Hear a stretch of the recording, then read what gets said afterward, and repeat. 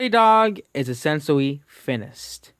This is it. Naughty Dog used to be one of the greatest developers of all time. I have not played a single one of the games besides Crash Bandicoot 1 and 3 through 3 because actually it wasn't Naughty Dog's Crash Bandicoot, it was the remakes of Crash Bandicoot on the Xbox. But The Last of Us Neil Cuckman, the guy who ruined The Last of Us Part 2, becomes Naughty Dog's president. It almost seems like Sony is gonna I am never. If this is true, I'm never buying a game from Naughty Dog again. I'm not gonna ever buy a game from them again. Because The Last of Us Part 2 is a pile of garbage, okay? People can cry and whine that Uncharted 4 didn't win Game of the Year over Overwatch.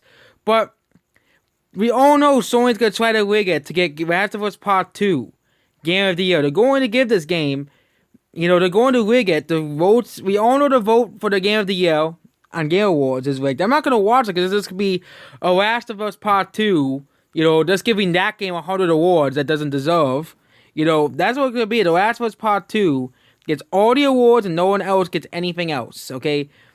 And since Neil Cuckman is leaving his old position, the company is promoted Asher Moy and Kristen Gerg. I don't know who those people are. But yep, there we go. HBO announced that they're making The Last of Us Part 2 and now adaptation probably with, all the horribleness that they put in The Last of Us Part 2. Okay, The Last of Us Part 2, some people actually like The Last of Us Part 2. Not everybody hates the game. The game is like The Last of Us, it's so just very, very, very decisive. Probably just as decisive as The Last Jedi, if you look at Metacritic score. It's the game that literally changed Metacritic's review scores. Because you look at the scores, like The Last Jedi, 93 points at 5.7. There's no user reviews, but it's so close in terms of user reviews. 34,000 people did not like The Last of Us Part 2. 34,000 people did not like this game.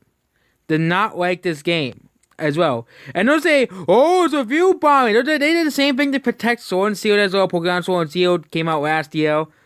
Yeah, one of the worst Pokemon games of all time. They do it to protect any game they go to protect. Sword and Shield is another example of those types of games that they go out of their way to protect. They go out of the way to protect Pokemon Sword and Shield. They went out of the way. Game Freak, they were taking down videos related to the Pokemon Sword and Shield leaks. Let's see what score Cyberpunk 2077 has. Now I'm probably never gonna buy the game because of the horrible copyright system. But they're just as bad as what Sony did to The Last of Us Part 2 and Game Freak did with Pokemon. No one ever talks about the stuff that Game Freak did. They were taking down people's videos, and of course, we'll stop. They were taking down Game Freak. They were taking down videos related to the Pokemon, leaker videos. They actually went after the guy and threw him in jail, Game Freak, and the Pokemon company, because they didn't want people to know. They didn't want people to know the truth about Pokemon Sword and Shield. That Game Freak lied about everything. They get lied about everything. Oh, you get 2 DLCs, and all the PokeTubers and all the Poke drones were like, oh my god, you know what? All the Pokemon will come back in the DLC, but there's still at least 100, 200 Pokemon left missing in Pokemon Sword and Shield in the games, including some very popular Pokemon like Greninja is not in Pokemon. Despite being the most popular Pokemon, let's exclude Greninja for Pokemon Sword and Shield because we all know, even though Google said it's the most popular Pokemon, no one wants to exclude and put more Charizard. People really love Charizard, But we can rap about Pokemon Sword and Shield again some other day and how Game Freak is a pile of doo-doo of a game company. But, The Last of Us Part 2, they're going to rig it to give this game Game of the Year. Okay, they're going to rig it to give this garbage Game of the Year over Doom Eternal, over Ghost of Tsushima, over, all the other better games this year. Animal Crossing is even probably better than The Last of Us, Doo-Doo of Us Part 2. That's what we called. The Crap of Us 2, or The Woke of Us 2, or The Last of Us Part 2, Zolan 1 Part 2, POW, or, The Last of Us Part 2, but, The Last of Us 2 is complete garbage, okay? Abby's probably one of the worst characters in all of gaming history, and it's a horrible sequel. No, it's probably one of the worst sequels ever in all fictional stories, probably in the worst sequel ever made. Probably one of the worst of all time. Okay, compared to the first movie or game. Probably, if you compare it to the first game or worst movie, it's probably one of the worst sequels of all time. Okay, and of course, not. Of course, Sony ponies will say it's the best game of the year. Cause that's all they have. They had The Last of Us Part 2. You know, that they say, oh my God, Sony PS4 is the greatest console, has The Last of Us Part 2. You know, that's the average Sony pony argument, okay? Your average Sony pony argument that, The Last of Us Part 2 is the greatest game of all time. That's your average Sony pony argument. Sony puts out some horrible, not very disappointing games like Death Stranding, Days Gone. But when they make Ghost of Tsushima, Sony ponies, they're completely quiet, okay? The Sony ponies are completely quiet about that game. They don't want to talk about that game.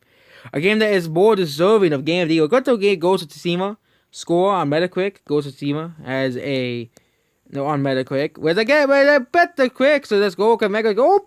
What's Part 2? Highest score. 10 out of 10. Which would be higher, Ghost of Tsushima, so have a high, has a low score. Your critics are only mad. The audience is not mad because they're going to Ghost of Tsushima score. The score of Ghost of Tsushima 9.2, but of course Sony ponies, or the people who defend The Last of Us Part 2 and Neil Cuckman, they'll never admit that Ghost of Tsushima is a vastly superior game. And according to Metacritic, it's the 19th best game on the PS4. You really think Metacritic is a bunch of idiots? They give Ghost of Tsushima a way lower score than The Last of Us Part 2. This is the top 10 Sony games of the year. Like, some of these games are not that great. Like Dreams, really. Dreams is just like a Minecraft. Oh yeah, you can do whatever you want. Oh yeah, Minecraft already existed for 9 years. Okay, Minecraft already existed for 9 years before Dreams came out on the PS4. Okay, and you can really do whatever you want if you have mods on Minecraft. Same thing with Garry's Mod. That has been out longer than Dreams. Okay, longer than Dreams. You can do whatever you want in that game. Okay. Complete Zog. And of course, all of the, companies are advertising for Sony. All the basic gaming companies. You always advertise, Sony. And so I think I'm starting to think that Sony has a monopoly over gaming. They're trying to have a monopoly over gaming, which it won't work because PC gaming exists. Well, if you look at Dragon Quest XI, has the lowest score on the Xbox version. Like, you can't make this stuff up. The worst version of Dragon Quest XI is the Xbox version. They should both have the same score because there's not really much difference in the versions here, okay? Go here. Ghost of Tsushima is at 19. You're really telling me that it's worse? That it's worse than, The Last of Us Part 2. Or Spider-Man Miles Morales is just an expansion of Spider-Man for the PS4. But even that game has a higher score than The Last of Us Part 2. But according to the, dumb critics, Spider-Man Miles Morales is a better game than Ghost of Tsushima. And, you can't just make this stuff up. It's just horrible. This is why no one trusts the critics anymore. The critics are completely dumb. And that's basically it. Goodbye.